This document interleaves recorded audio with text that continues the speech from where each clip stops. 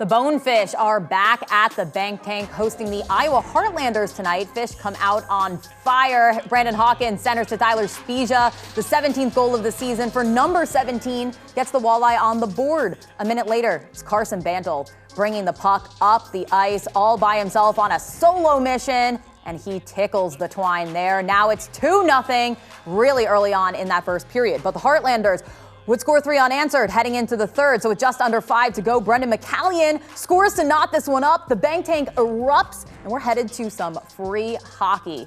But in overtime, it would be an odd man rush. Hey, there you go. That's the goal right there to seal it up and send it to overtime. But hey, this is where the heartbreak happens, because the Heartbreakers had an odd man rush up and send it into the back of the net. The Fish fall 4-3 in overtime, looking to bounce back tomorrow night.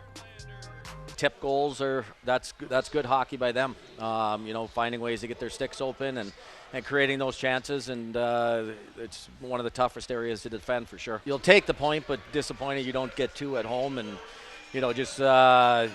they won way more battles than we did tonight. The stick battles, the face-off support battles. We got outworked in those tight areas. Matt Melzak and Kendall Lindenkugel, what else did you guys see? All right, thanks. Yeah, the recipe sometimes for when you're playing a team like Iowa is you've got to make them come at you, which Toledo did tonight. They got out to the 2-0 lead, but I was able to work back in that second period. Kind of costly tonight. Right, and something Coach Pat Mikic said, to be able to get ahead of Iowa, you have to be able to produce early.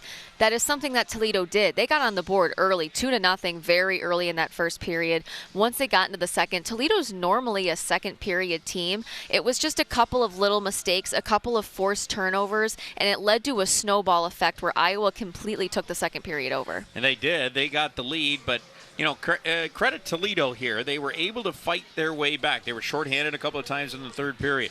It didn't matter. Brendan McCallion, the defenseman, creeps in, gets the game-tying goal. They were able to go into overtime. However, Iowa was able to capitalize in that overtime period. It did lead to a 4-3 loss there for Toledo in overtime. But they do get a point out of the game, and if they could come away with a win tomorrow, this home weekend that saw them do 3 games in 3 days, all on home ice, they could come away with 5 out of a possible 6 points if they could come away with the win tomorrow.